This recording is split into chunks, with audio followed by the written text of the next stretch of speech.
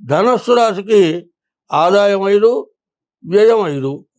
అట్లాగే మరి రాజపూజ్యం 6, రాజావమానం 1. ధనుస్సు రాశికి రాజపూజ్యం 1, రాజావమానం 1.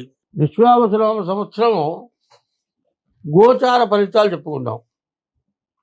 ఈ గోచార ఫలితాలు విశ్వావసునామ సంవత్సరానికి మేషరాశిలోకి ఈ 30వ తారీఖు శని రావటం, 12వ రాశికి వచ్చాడు.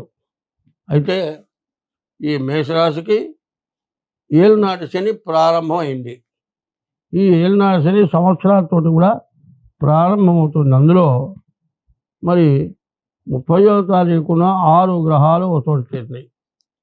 షడ్గ్రహ కూటమి కాబట్టి ద్వాదశాంతో వ్యయోరిప, ద్వాదశంలో ఎక్కువ ఖర్చులు ఉంటాయని చెప్పి ఉన్నది.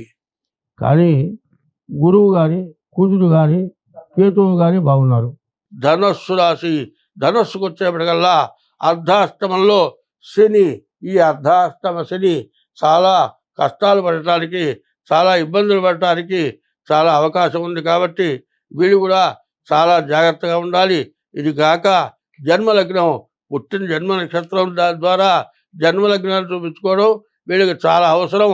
ఎందుకంటే అర్ధాష్టమ శని వాళ్ళు ముందుగా డేట్ ఆఫ్ బర్త్ ద్వారా కానీ హస్త సాముద్రిక ద్వారా కానీ జాతకం చూపించుకొని దానికి నివారణ ఎట్లా చేయాలో తెలుసుకొని అది చేయించుకుంటే మీ సమస్యల నుండి బయటపడతారు.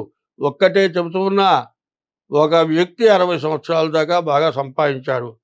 తను కాదు, తన పిల్లలు కాదు, తన మనవళ్ళు కూడా తింటే మిగిలినంత ఆదాయం సంపాదించాడు.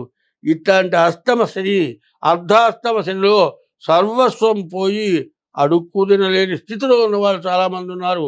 60 సంవత్సరాల తర్వాత ఎందుకు పనికిరాక, సంపాదన లేక ఆయన వాళ్ళు పెట్టగా ఇబ్బందులు పడుతున్న వాళ్ళు ఉన్నారు.